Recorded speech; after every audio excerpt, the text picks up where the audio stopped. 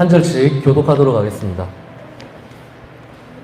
그들이 예수를 맡음에 예수께서 자기의 십자가를 지시고 해골, 히브리 말로 골고다라 하는 곳에 나가시니 그들이 거기서 예수를 십자가에 못 박으시되 다른 두 사람도 그와 함께 가운데에 못 박으니 예수는 가운데에 있더라. 빌라도가 패를 써서 십자가 위에 붙이니 나사렛 예수 유대인의 왕이라 기록되었더라. 예수께서 못 박히신 분이 중에서 나와도 많은 유대인이 이 패를 냈는데 히브리와 로마와 헬라어로 기록되었더라. 유대인의 대제사장들이 빌라도에게 이르되 유대인의 왕이라 쓰지 말고 자칭 유대인의 왕이라 쓰라 하니 군인들이 예수를 십자가에 못 박고 그의 옷을 취하여 내 깃에 나누어 각각 한 깃씩 얻고 속옷도 취하니 이 속옷은 호지 아니하고 위에서부터 통으로 짠 것이라.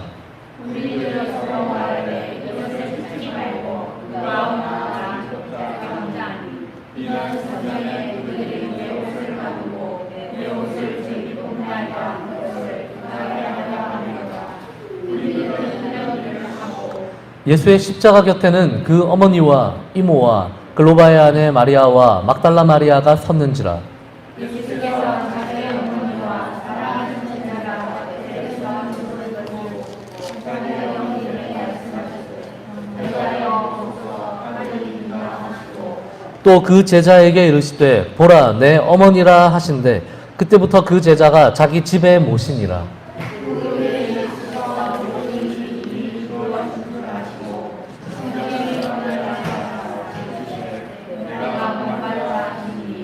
거기 신 포도주가 가득히 담긴 그릇이 있는지라. 사람들이 신 포도주를 적신 해면을 우슬초에 메어 예수의 입에 대니 다 이루었다 하시고 머리를 숙이니 영혼이 떠나가시니라. 아멘.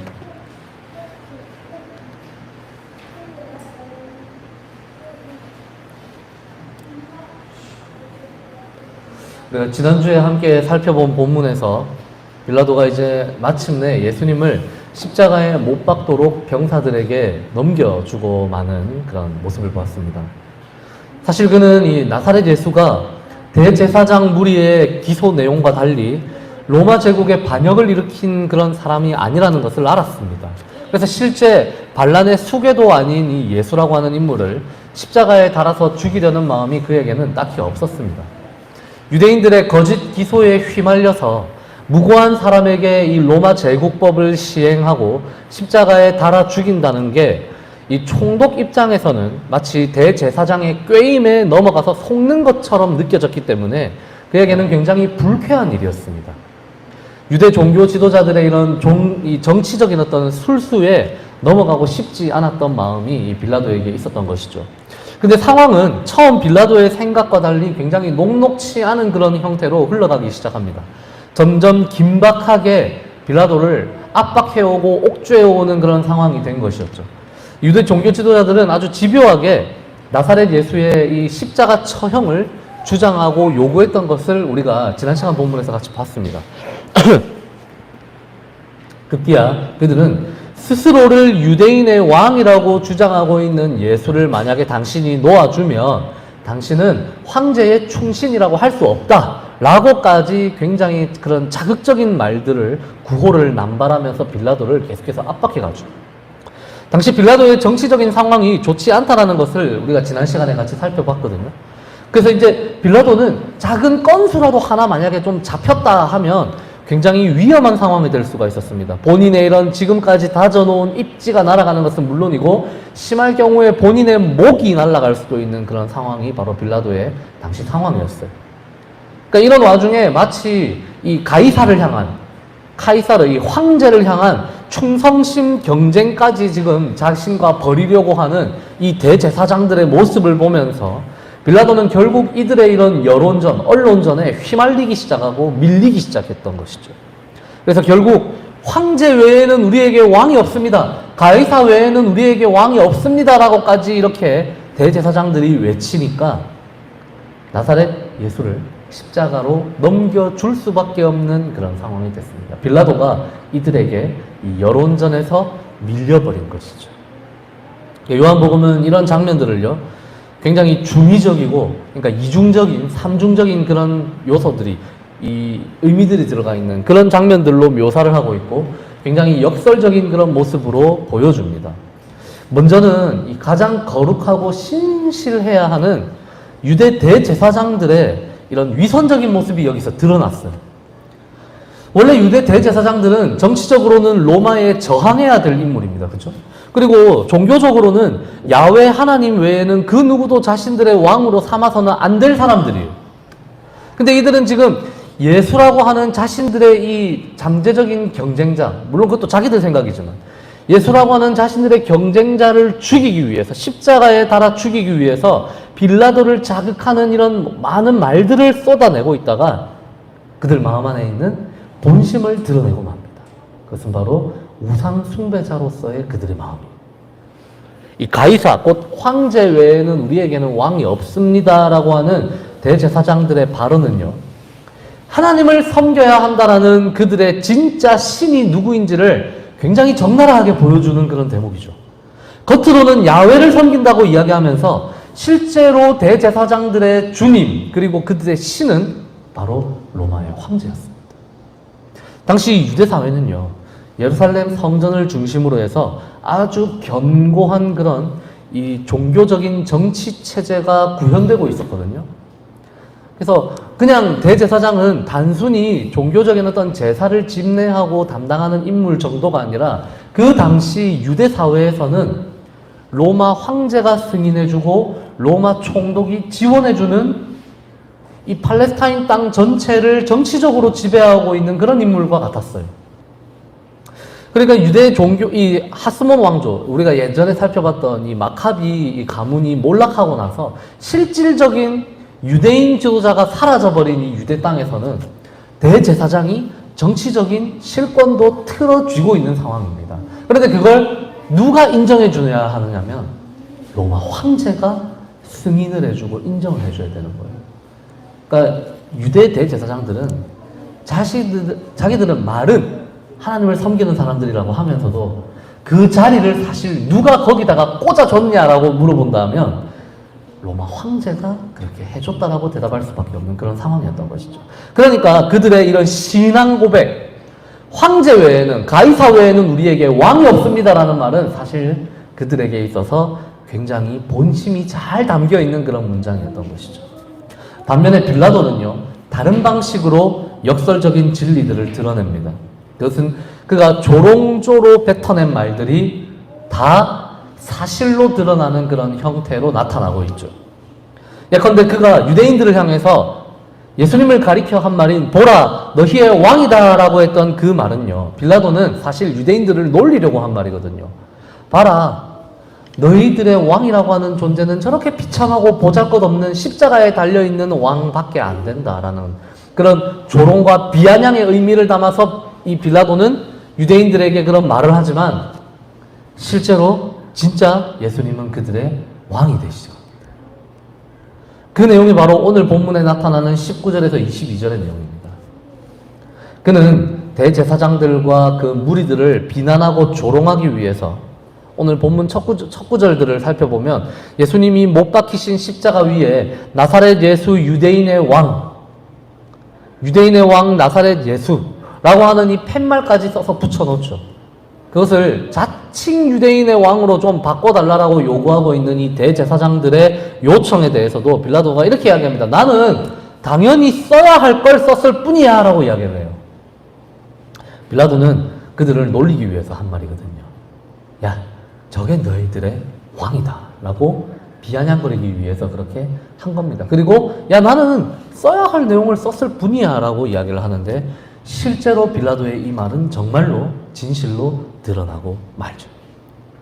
빌라도는 조롱의 의미를 담아서 여러 가지 예수님을 둘러싼 말들을 뱉어냈지만 결국 요한복음의 저자가 보기에는 그 말들은 다 참으로 드러나고 만다라는 것이죠. 여러분, 오늘 본문으로 우리가 이제 본격적으로 한번 들어가 보겠습니다. 예수님의 십자가 처형 장면은요, 이 복음서라고 하는 장르에 있어서 하이라이트 중에서도 최고 절정에 이르는 그런 대목이기 때문에 당연히 모든 복음서들에 다 기록이 되어 있습니다. 그렇지만 그 세부적인 내용들을 보면 조금 공관복음들과 요한복음 사이에 좀 큰 차이들이 또 나타나기도 해요. 예수님의 십자가를 잠시 대신 짊어졌던 사람이 있죠. 그 이름 역시 누군지 아십니까? 네, 구레네 사람 시몬이라고 하는 인물이죠. 그죠? 그 사람의 이야기가 요한복음에는 등장하지 않습니다. 십자가의 좌우편에 달린 강도들이 있다라는 내용은 여기 드러나고 있지만 그 사람들과 예수님이 주고받은 대화의 이런 내용들, 누가복음에 나타나죠. 이런 이야기들도 요한복음은 다루고 있지 않아요. 주님이 죽으실 때 온 땅에 흑암이 임했던 그런 기사도 여기서는 등장하지 않습니다. 엘리 엘리 라마 사박단이라고 하는 유명한 예수님의 그 외침도 여기서는 나타나지 않습니다. 성전 휘장이 찢어진 사건, 요한복음에 기록되어 있을까요? 안 되어 있을까요? 요한복음에는 기록되어 있지 않습니다. 굉장히 중요한 장면인 것 같은데, 그죠? 백부장의 고백, 지진이 나는 이런 이야기들 하나도 요한복음은 다루고 있지 않습니다. 우리가 십자가 사건을 떠올릴 때 흔히 기억나는 공관복음에 기술되어 있는 다양한 내용들이 있잖아요. 그런데 그 중에 오늘 우리가 읽은 이 본문에 나타나는 이야기는 없어요. 그러면 요한복음이 이런 내용들까지 다 생략하면서까지 그가 이 요한복음의 저자가 실제로 우리에게 전하고자 했던 내용은 도대체 뭘까요?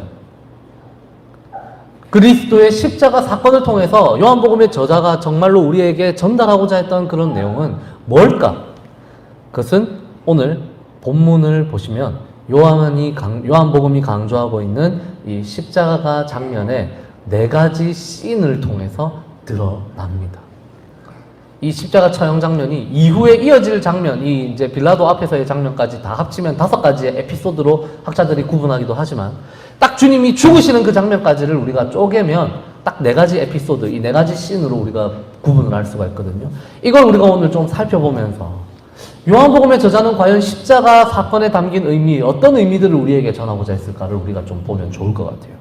첫 번째, 요한복음이 강조하는 십자가 처형의 첫 번째 씬은요, 빌라도가 예수님의 십자가 위에 써붙여 놓은 그 명패입니다.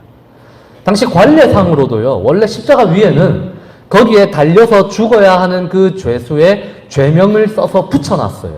그러니까 빌라도는 사실 그 관례대로 행동을 한 겁니다. 대제사장의 무리들이 주님을 기소했을 때 뭐라고 했습니까? 주님은 로마 황제에 반항해서 자기 자칭 유대인의 왕이라고 행세를 했다라는 그런 죄목으로 기소를 했었거든요. 로마 황제에게 반기를 든 자칭 유대인의 왕, 이것이 대제사장들이 기소했던 그 기소의 제목입니다. 그러니까 빌라도는 유대 종교 지도자들의 이런 정치적인 압박에 못 이겨서 우리가 아까 이야기한 것처럼 나사렛 예수를 십자가에 달아 죽이기는 하지만 그들의 농간에 자신이 놀아나야 했다는 그런 분노가 있었어요. 짜증이 나 있었습니다. 그래서 유대인들에게 이 명패를 통해서 나름대로의 복수를 합니다.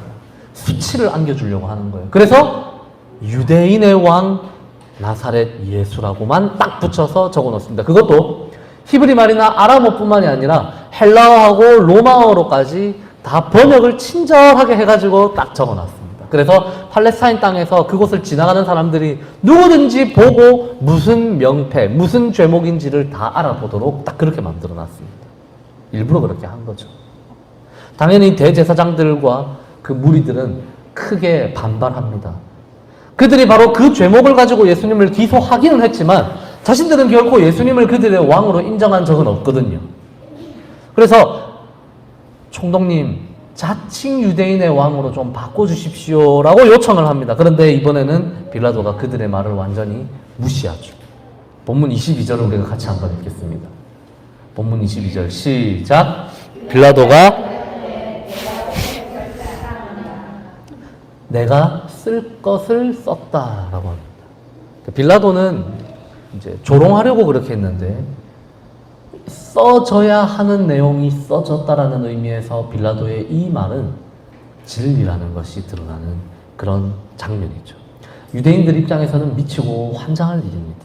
이 명패를 그대로 고지고대로 받아들이면 유대인들만큼 비참하고 초라한 백성들이 없기 때문이죠. 얼마나 어리석고 초라하면 그들의 왕이 십자가에 이렇게 비참한 모습으로 못 박혀 죽게 내버려 둘까 하는 것이죠.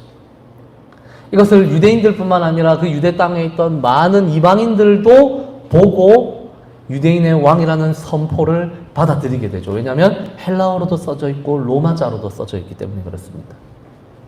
예수는 유대인의 왕이고 이 십자가에서 죽는다라는 것이 그 명패에 적혀 있어요. 그러니까 정치적으로도 이제 체면이 말이 아니게 된 거죠.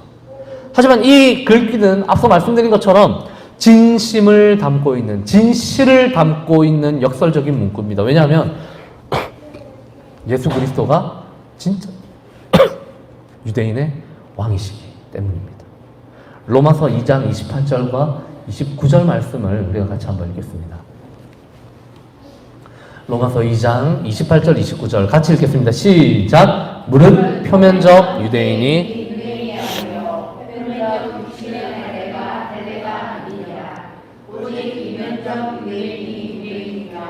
할례는 마음에 할지니 영에 있고 율법 조문에 있지 아니한 것이라. 그 칭찬이 사람에게서가 아니요 다만 하나님에게서라. 주님을 죽이고자 한 자들, 대적하는 그 자들을 요한복음은 유대인이라고 하는 표현으로 뭉뚱그려서 그냥 다 묶어놨다라고 우리가 지난 시간들 통해서 여러 차례 살펴봤잖아요. 그죠? 그래서 요한복음에서 유대인이라고 하는 표현은 굉장히 부정적인 표현이라고 이야기를 했습니다.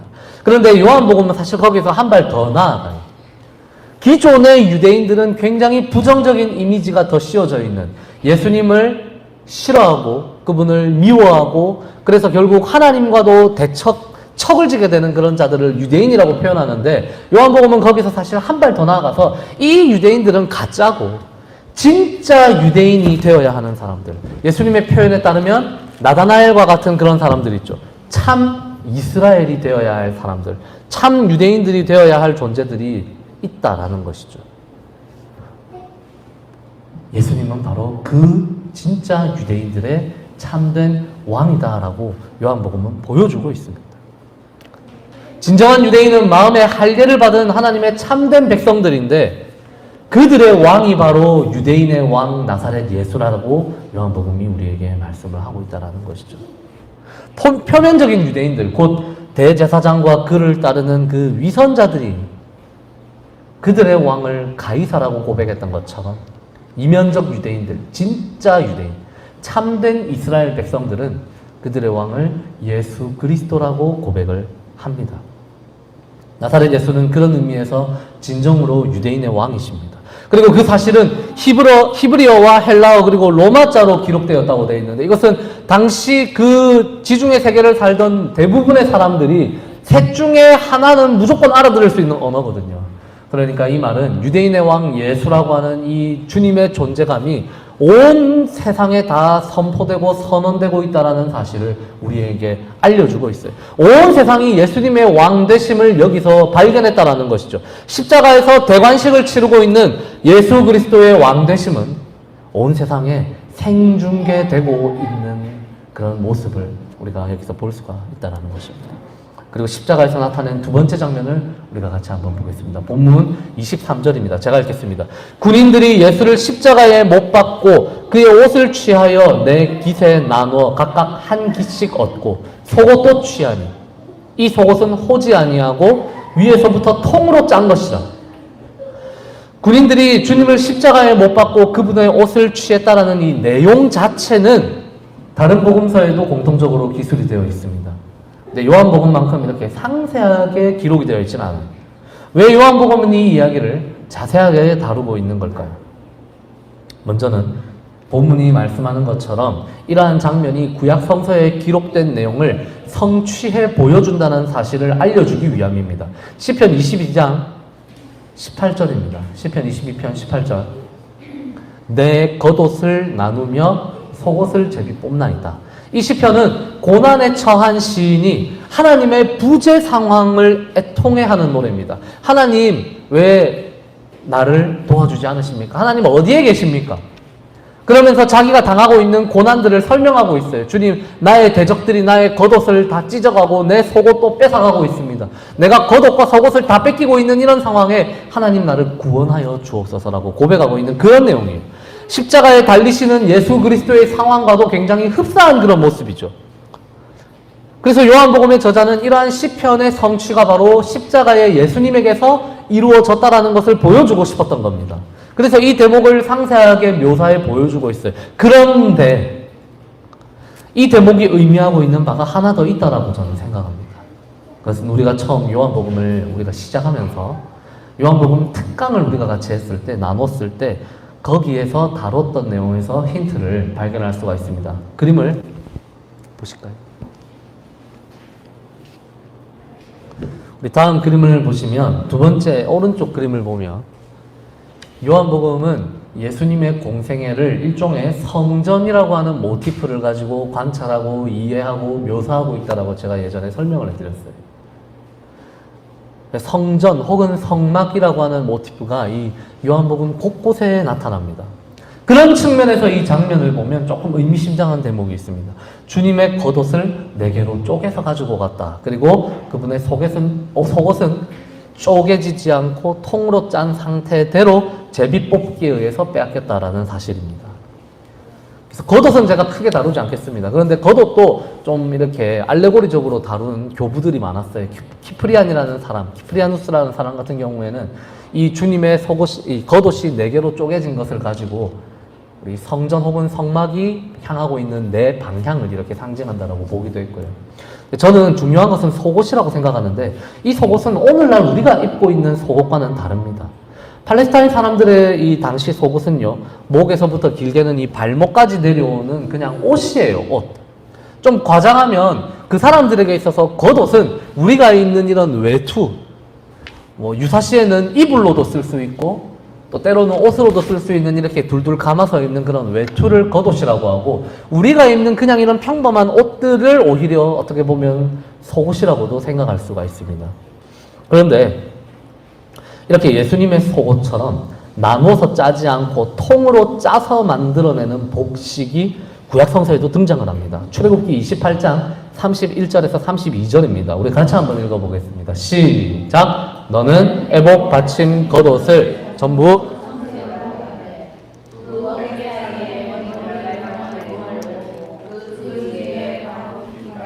깃을 짜서 찢어지지 않게 하고, 이것은 대제사장의 예복이에요. 통으로 짜서 입어야 되기 때문에 여기 묘사한 걸 보면 머리 들어갈 구멍을 낸다라는 이야기가 있습니다. 오늘날 우리 여성분들 원피스 입으실 때처럼 이렇게 위에서부터 통으로 입어야 되는 그런 옷이, 유대 역사가인 요세푸스라고 하는 인물도 대제사장의 옷을 가리켜서 위에서부터 통으로 짠 옷이다, 호지 아니하고 위에서부터 통으로 짠 옷이다라는 표현을 썼어요. 그런데 오늘 예수님의 속옷에 바로 이런 표현이 쓰이고 있습니다. 예수님의 모습을 요한복음의 저자는 대제사장으로 표현을 하고 싶었던 것입니다. 이 장면을 통해서 요한복음의 저자는 먼저는 예수님의 왕 되심을 이야기를 하고 있고, 왕이신 예수님의 모습을 표현하고 있고, 두 번째로는 대제사장인 예수님의 모습을 표현하고 있는 것이죠. 참된 유대인의 왕에 이어서 이 가야바나 안나스 같은 그런 가짜 대제사장들이 아니라 진짜 대제사장이신 나사렛 예수 그리스도의 모습을 요한복음의 저자는 보여주고 있는 겁니다. 그런데 그 예수님의 대제사장 되심이 어디서 나타나느냐고 하면 바로 그 십자가에서 나타나고 있다는 것을 요한복음은 우리에게 알려주고 있는 것이죠. 우리가 왕 같은 제사장이라는 표현을 쓰는데 엄밀하게 이야기하면 이건 약간 틀린 표현이거든요. 왕이자 제사장, 왕인 동시에 제사장이라고 하는 표현이 원래는 정확한 번역이거든요. 그런데 이 정체성이 이 베드로 사도는 우리를 향해서 썼잖아요. 너희는 왕 같은 제사장이다. 너희는 왕이자 제사장이다라고 이렇게 베드로 사도가 표현했는데, 이게 사실은 이 정체성은 원래 누구에게서부터 시작된 거겠습니까? 예수님에게서부터 시작이 된 겁니다. 왕이자 대제사장이신 예수님. 우리는 그 대제사장을 따라가는 제사장으로 이 세상 가운데 살아가는 사람들인 것이죠. 이 우리 모든 신자들의, 모든 성도들의 모범이라고 할 수 있는 예수님의 정체성이 바로 이 십자가에서 명확하게 나타나고 있는 것입니다. 그렇게 왕이자 대제사장이신 예수님의 정체가 십자가에서 폭로되고 있습니다. 세상의 왕, 곧 황제와 세상의 대제사장들이 진짜 왕이시고 진짜 대제사장이신 예수 그리스도를 못 박아 죽이려고 했지만 역설적이게도 그분의 죽음은 곧 영원한 생명을 이 땅 가운데로 가져오는 진짜 왕의 역할과 진짜 대제사장의 역할을 수행하고 계신다는 것을 요한복음의 저자는 우리에게 가르쳐주고 있는 겁니다. 그래서 역설적이게도 예수님의 죽음은 곧 영원한 생명을 이 세상 가운데로 끌고 들어오는 구원의 절정이기도 합니다. 그래서 믿는 자에게는 십자가가 끝이 아닌 것이죠. 십자가가 수치와 고통으로 끝나지를 않는 겁니다. 유대인에게는 거리끼는 일이고 이방인들에게는 미련한 일이라고 불렸던 그 십자가 처형이 하나님의 부르심을 입은 자들에게는 그리스도를 통한 구원의 능력이고 지혜다라고 사도 바울이 우리에게도 그렇게 이야기를 하고 있죠. 그래서 우리 역시도 그 십자가의 길에 기꺼이 따라 나설 수가 있는 것이죠. 왜냐하면 십자가에서 우리의 왕이자 우리의 대제사장이신 예수 그리스도가 죽으시는 모습을 먼저 보여줬기 때문에 왕이자 제사장으로 이 세상을 살아가야 하는 우리의 궁극적인 종착지 역시도 십자가라는 사실인 것을 우리가 주님을 통해서 보게 되는 것입니다. 이제 세 번째 씬으로 우리가 갑니다. 군인들이 예수님의 옷까지 다 강탈해 간 이후에 이어지는 장면은요, 예수님이 달려 계시는 그 십자가 아래에 서 있는 여러 명의 마리아들입니다. 본문 22절에 의하면 예수님의 어머니, 그분의 이름도 마리아죠. 그리고 예수님의 이모, 또 글로바라고 하는 사람의 아내인 마리아, 그리고 마지막으로 이 본문에서 요한복음에 처음 등장하는 막달라 마리아라고 하는 인물도 등장합니다. 어떤 이들은 여기서 예수님의 이모와 글로바의 아내 마리아를 동일인이라고 이렇게 취급을 하기도 해요. 그래서 이 예수님의 십자가 앞에는 3명의 마리아가 있었고 또 1명의 남자, 예수님이 사랑하시는 제자, 이렇게 4명의 인물이 있었다라고 또 보기도 합니다. 놀라운 이야기는 예수님의 어머니와 예수님의 사랑하시는 그 제자를 두고 주님이 십자가 위에서 하신 말씀이죠. 뭐라고 하셨을까요? 오늘 본문 26절, 27절 보겠습니다. 우리 같이 한번 읽어보겠습니다. 본문 26절, 27절 시작! 예수께서 자기의 어머니와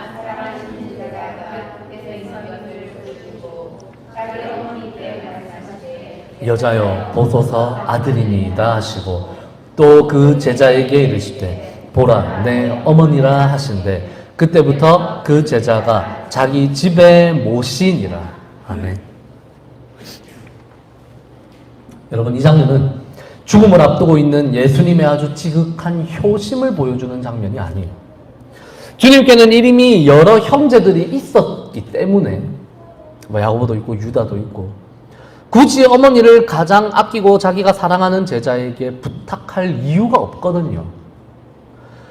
그러니까 그보다 훨씬 더 높은 차원의 무언가가 지금 이 예수님의 말씀을 통해서 이루어지고 있다는 것을 우리가 생각해 볼 수가 있습니다. 그것이 십자가 아래에서 지금 일어나고 있는 사건이라는 것이죠. 그것은 십자가를 통해서 탄생하는 새로운 공동체의 모습입니다. 새로운 공동체, 우리가 교회라고 부르는 이 두 글자로 이루어진 이 공동체, 이것이 바로 이 교회의 본질이 바로 새로운 가족이다라는 것을 주님이 여기서 보여주고 계신다라는 겁니다. 여러분, 우리는 이런 상투적인 표현에 익숙하잖아요. 그분은 나한테도 참 부모님 같은 분이셔. 나한테 참 아버지 같은 분이야. 어머니 같은 분이야. 이런 표현 우리 쓰잖아요. 그죠? 또 이런 표현도 쓰죠. 그 녀석 참 내 아들 같은 놈이지. 딸 같은 아이지. 이런 표현 우리가 종종 쓰죠. 하지만 그런 사람들과 여러분 정말로 평생을 함께 살 수 있을까요? 같은 집에 같이 살아라고 하면 우리가 진짜 같이 살 수 있을까요? 어머니 같은 분이지만 같이 살 수는 없어. 이렇게 대답하는 게 우리의 마음 아니겠습니까? 아들 같은 놈이지만 내가 데리고 살 수는 없지. 이게 우리의 본심이죠. 실제로 이런 동거가 만약에 시작이 된다라고 치면 얹혀 사는 쪽은 반드시 학대를 당하거나 착취를 당하는 일이 빈번하게 일어나지 않겠습니까? 실제로 우리가 사회에서 보는 모습이 그런 모습이잖아요. 실제 가족이라고 해도 서로 함께 사는 게 힘들어가지고 떨어져 살기를 택하는 경우가 참 많이 일어나는 것이 우리 오늘날 우리 사회고요. 이런 웃지 못할 격언도 있잖아요. 주말 부부는 3대가 덕을 쌓아야만 이루어지는 가능한 일이다. 그러면 얼마나 같이 사는 게 힘들면 우리가 이런 표현까지 쓰겠어요. 그런데 지금 십자가에 달리신 주님이 유일하게 명령 아닌 명령을 주고 계시는 이 장면이 바로 이 대목입니다. 보소서 당신의 아들입니다. 죽어가는 아들이 자신의 어머니를 향해서 자기 친구를 소개하면서 이제부터 나를 대신할 당신의 아들입니다 라고 이야기를 하고 있잖아요. 보라, 너의 어머니시다. 죽어가는 친구가 자신의 벗을 향해서, 가장 신뢰하는 자신의 친구를 향해서 어머니를 소개하면서 그에게 의탁하고 있습니다. 십자가에서 죽으시는 주님을 통해서 지금 십자가 아래에서는 새로운 가족이 탄생을 하고 있는 거예요. 여러분, 이전에는 서로 피 한 방울 안 섞였던 사람들이었기 때문에 엄밀하게 말하면 남입니다. 그런데 이제는 여러분, 피를 섞은 가족으로 탄생하고 있어요. 바로 예수 그리스도가 십자가에서 흘리신 피. 우리가 성찬할 때마다 함께 나누는 바로 그분의 피가 이제 너와 나의 혈관을 타고 흐르는 새로운 혈연 관계를 창조한 사랑의 피가 있다는 것이죠. 그래서 우리는 교회라고 하는 이름을 가지는 새로운 가정으로 탄생하고 있습니다. 우리가 우스갯소리하듯이 가족 같은 공동체가 아니라 진짜 가족 같은 공동체. 그 가족 같은 공동체라는 레토릭까지도 넘어서서 교회는 진짜 새로운 가족으로 하나님 앞에서 창조되어 있다라는 것입니다. 그렇게 만들어져 가야만 한다라는 것입니다. 왜냐하면 그것이 십자가에서 예수님이 우리를 향해 주신 교회의 첫 번째 미션이기 때문입니다. 선교나 구제나 어떤 고차원적인 윤리를 행하는 것이 아니라 십자가 아래에 서 있는 우리를 향해서 주어진 주님의 첫 번째 사명은 바로 이것입니다. 요한복음 15장 12절에 잘 나타나 있죠. 내 계명은 곧 내가 너희를 사랑한 것 같이. 십자가에서 너희에게 보여주는 바로 그 사랑처럼 너희도 서로 사랑하라. 거창한 어떤 사랑의 구호들을 남발하기 이전에 너희끼리도 너희만이라도 먼저 사랑하라 하는 이것이니라. 이것이 요한복음에서 말씀하는 예수님의 새 계명입니다. 진정한 가족은 설령 아버지나 어머니가 마음에 안 들어도 그를 버리지 않겠죠. 진정한 가족은 설령 아들이나 딸이 아무리 부족하고 연약해도 그를 버리거나 떠나지 않잖아요. 그런데 우리 중에는 실제 가정에서 이러한 단절과 버림받음과 학대를 경험한 분들도 분명히 계실 거예요. 하지만 예수님이 우리에게 원하시는 건 뭡니까? 교회라고 하는 이름으로 창조되는 새로운 가정에서는, 새로운 가족들에게서는 이런 일은 절대로 존재해서는 안 된다는 것입니다. 왜냐하면 그 근거가 인간의 혈연 관계에 있는 것이 아니라 하나님이 우리를 향해 행하신, 베푸신 하나님의 희생, 하나님의 자기 내어줌의 절정에 달하고 있는 주님의 십자가에서부터 그 가족이 출발하기 때문입니다. 제가 패드가 꺼졌기 때문에. 제가 오늘 뭔가 불안해서 이런 일이 있을 줄 알고 종이로도 뽑아왔거든요. 역시 준비성이 철저해야, 그죠? 여러분들도 고통을 덜 당하시는 거 아니겠습니까? 근데 몇 페이지까지 했는지가 기억이 안 나네요.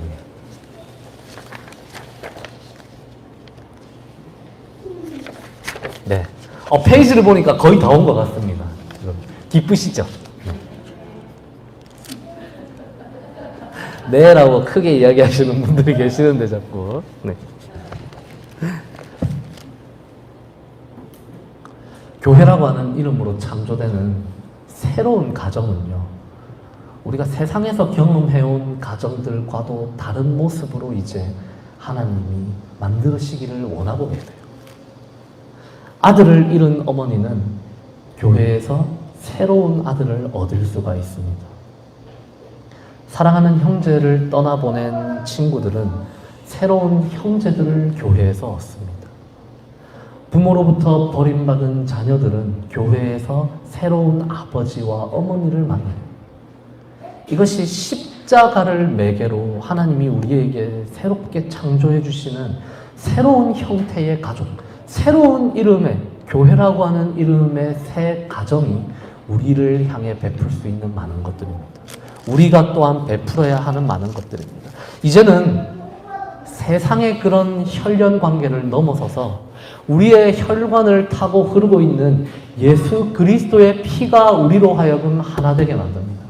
그러니까 우리가 우리끼리 이런 표현 쓰면 안 돼요. 우리가 비록 피는 섞이지 않은 사람들이지만, 우리는 혈연 관계는 아니지만, 우리는 이제 이런 표현조차도 쓸 수가 없는 사람들이 됐습니다. 왜냐하면 우리 안에 같은 그리스도의 피가 흐르고 있기 때문이고, 우리가 매 주마다 성찬을 통해서 그 피를 우리가 먹고 마시고 있기 때문에 그렇습니다.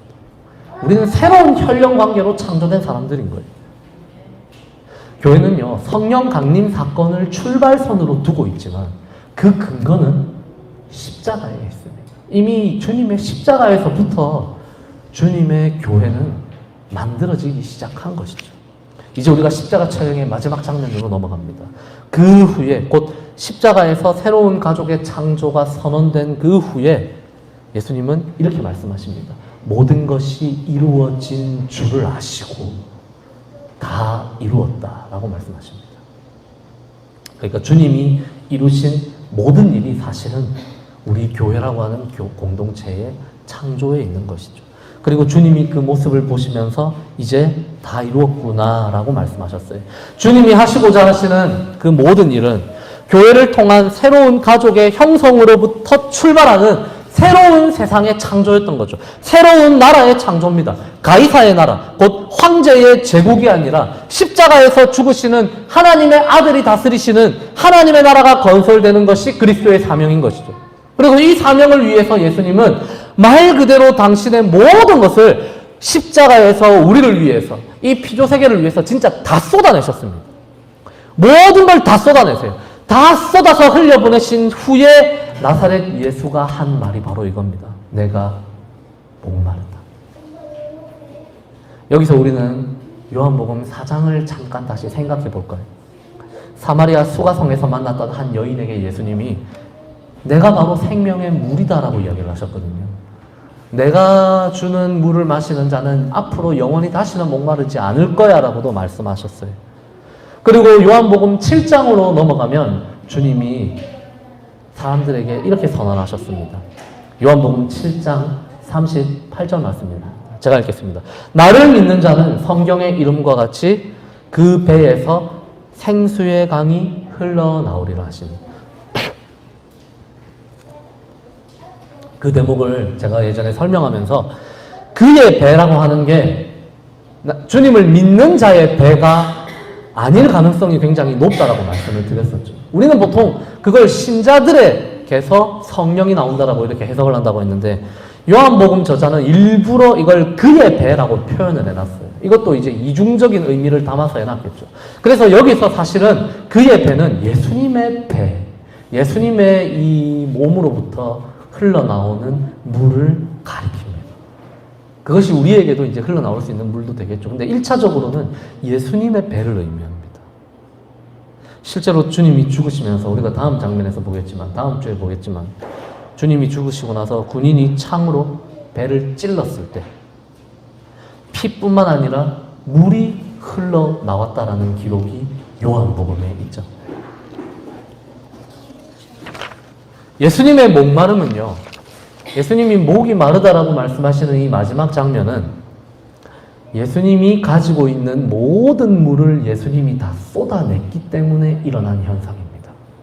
그러니까 그냥 우리처럼 달리기 하고 나서 목마른 그런 목마름이 아니라 예수님은 말 그대로 자기 안에 있는 모든 생명의 물을 다 쏟아내셨기 때문에 내가 목마르다라고 지금 말씀하고 계세요. 우리는 그 생명의 물을 받아 누리면서 마침내 영혼의 깊은 갈증을 해결하게 되었습니다. 근데 반대로 주님은 우리에게 그 물을 다 쏟아 주었기 때문에 그분은 깊은 목마름으로 나아가게 된 거예요. 이 말을 오해한 군인들이 신포도주를 적신 해면을 우슬초에 꿰어서 그분의 입에 갖다 댔습니다.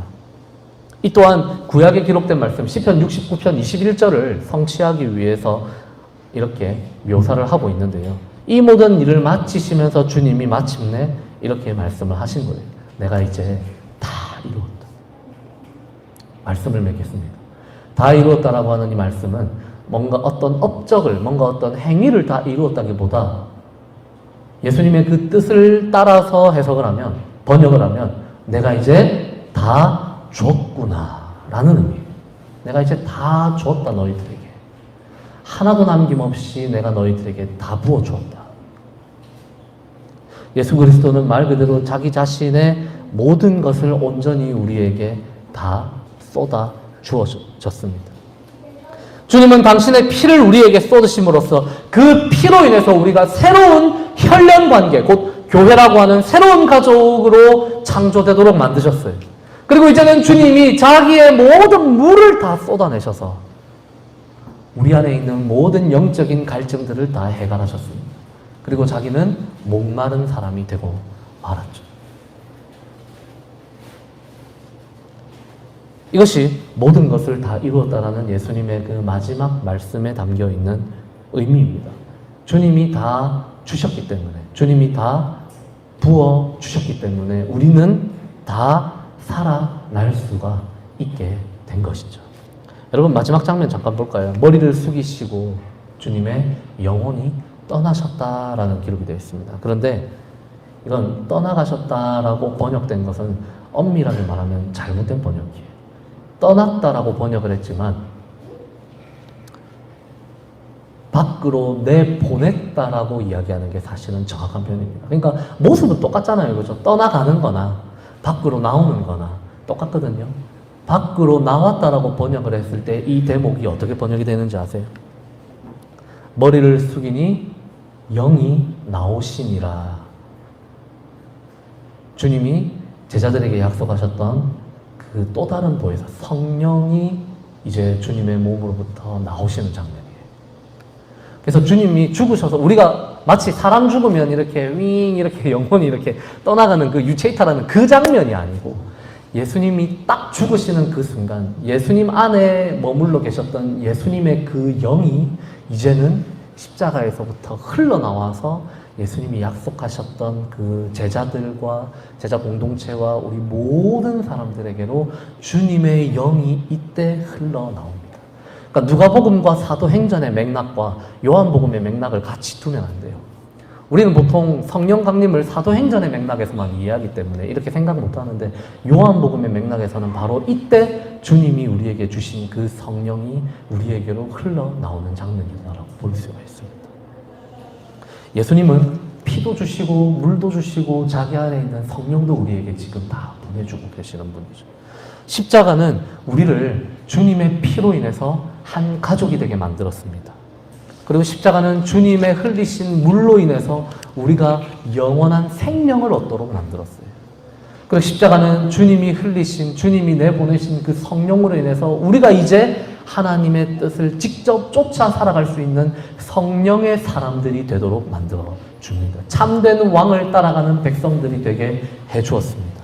십자가는 참된 왕이자 진정한 대제사장이신 예수 그리스도가 보여주시는 하나님의 자기 내어줌입니다.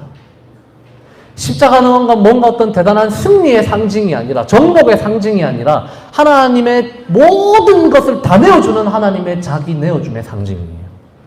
그 자기 내어줌을 통해서 우리가 채워지고 구원받고 살아나는 그 순간이 우리 가운데 임하는 겁니다.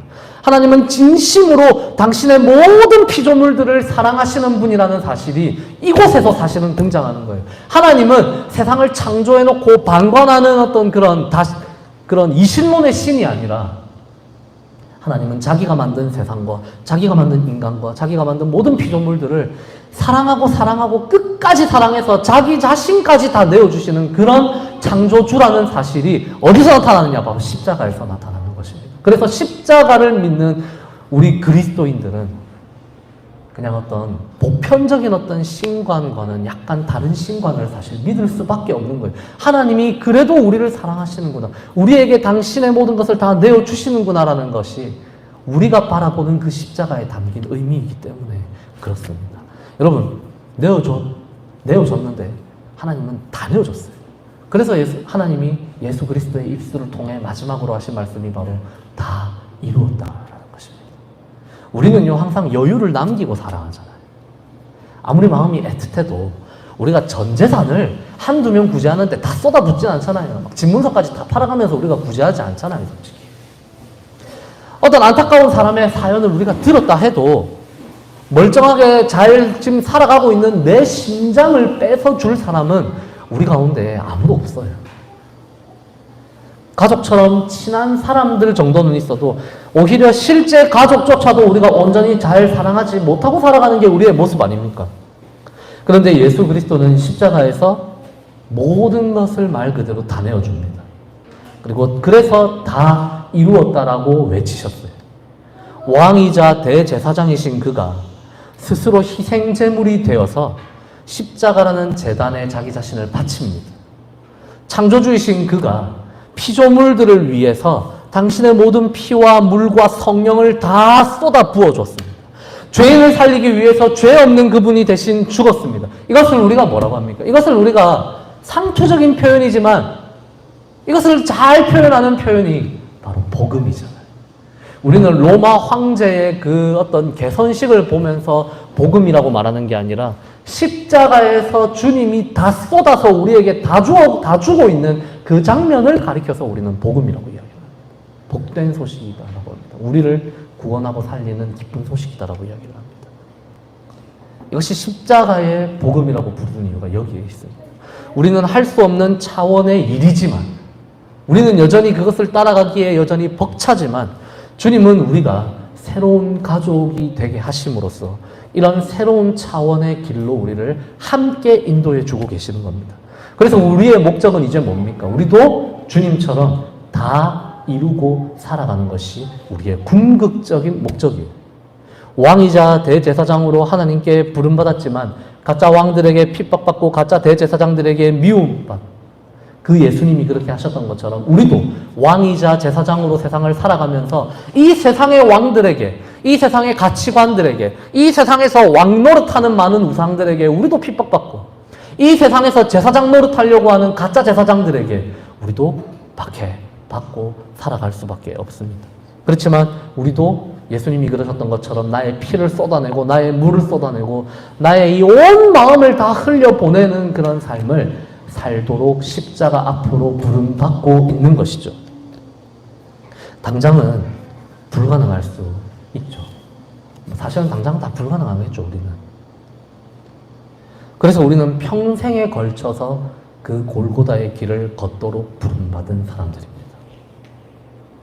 그걸 할 수 있도록 하나님께서 우리를 빚어 가시는 과정을 가리켜서 우리는 어쩌면 고난이라고 부르는 걸 수도 있습니다. 그걸 할 수 없는 단계에서 하나씩 할 수 있는 사람으로 변모해가는 그 힘든 과정을 가리켜서 우리는 시간이라고 부르는 걸 수도 있어요.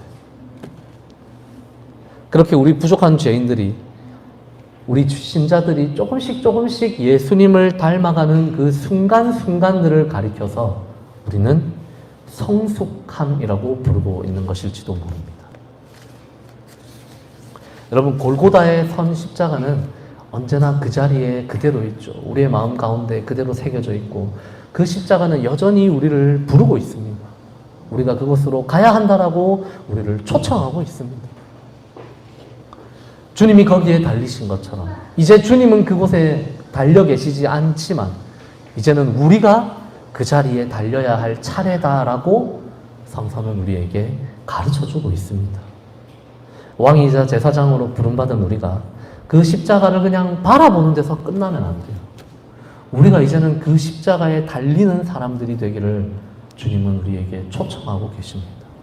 그러니 우리가 그것을 바라볼 뿐만 아니라 그 십자가를 향해서 한 발 한 발 내디딜 수 있는 사람들이 되기를 소망합니다. 새로운 가족과 새로운 삶, 새로운 사랑으로 우리가 하루하루를 하나님 앞에서 살아갈 수 있는 그런 광야교회와 우리가 교회가 될 수 있기를 사랑하는 우리 주님의 이름으로 축복합니다. 함께 우리 무엇이 변치 않아 우리 같이